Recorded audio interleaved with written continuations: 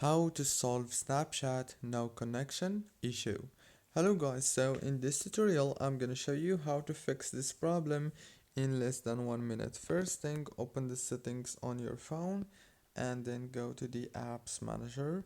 When you open the apps manager, click on Snapchat, and after that all what you want to do right here is click on the notifications management.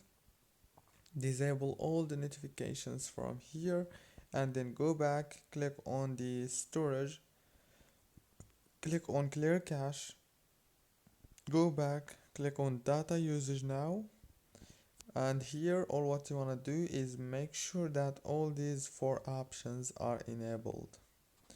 Go back again, and now all what you want to do is just go to the notifications again, enable them, and now restart your phone. Don't forget to like, subscribe.